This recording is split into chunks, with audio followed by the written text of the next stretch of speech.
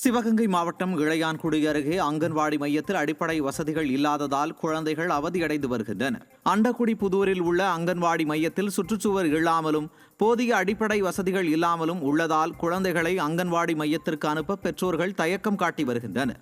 எனவே திறனற்ற திமுக அரசின் மாவட்ட நிர்வாகம் உடனடியாக அங்கன்வாடி மையத்திற்கு தேவையான அடிப்படை வசதிகளையும் பாதுகாப்பு அம்சங்களையும் செய்து கொடுக்க வேண்டும் என பொதுமக்கள் வலியுறுத்தியுள்ளனர்.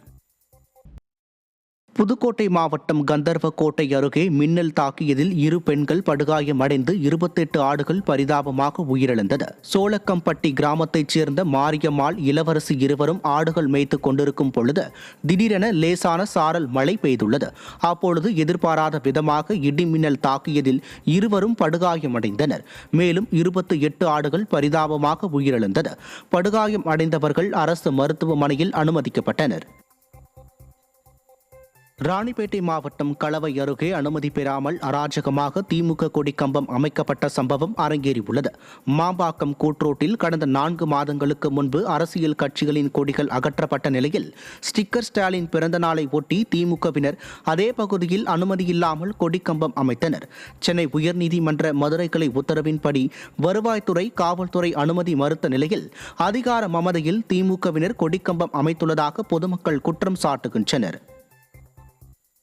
சிவகங்கை மாவட்டம் நாட்டரசன் கோட்டையில் மின்வாரியத்துறையின் அலட்சியத்தால் மின்கம்பம் முறிந்து மின்சாரம் தாக்கி பசுமாடு உயிரிழந்தது. 11வது வார்டில் பழுதான நிலையில் இருந்த மின்கம்பம் முறிந்து விழுந்ததில் வீட்டின் முன்புறம் கட்டப்பட்டிருந்த பசுமாட்டின் மீது மின்கம்பிகள் விழுந்ததில் மின்சாரம் தாக்கி பசுமாடு பரிதாபமாக இறந்தது. அதிர்ஷ்டவசமாக தெருவில் யாரும் செல்லாததால் உயிரிழப்பு தவிர்க்கப்பட்டது. விளம்பரமாடல் திமுக அரசின் மின்துறை மின்கம்பங்களை முறையாக பராமரித்து விபத்துக்களை தடுக்க பொதுமக்கள் வலியுறுத்தியுள்ளனர். தூத்துக்குடி அனல் மின் நிலையத்தில் பணிபுரியும் ஒப்பந்த ஊழியர்கள் தங்களை பணி நிரந்தரம் செய்ய வலியுறுத்தி 2வது நாளாக போராட்டத்தில் ஈடுபட்டனர். கடந்த 2021ஆம் ஆண்டு தேர்தல் வாக்குறுதியில் 10 ஆண்டுகளான ஒப்பந்த ஊழியர்களை பணி நிரந்தரம் செய்வோம் என ஸ்டாலின் வாக்குறுதி அளித்திருந்தார். ஆனால் ஆட்சிக்கு வந்து 4 ஆண்டுகள் ஆகியும் வாக்குறுதியை நிறைவேற்றாததால் ஆத்திரமடைந்த ஒப்பந்த ஊழியர்கள் போராட்டத்தில் ஈடுபட்டனர்.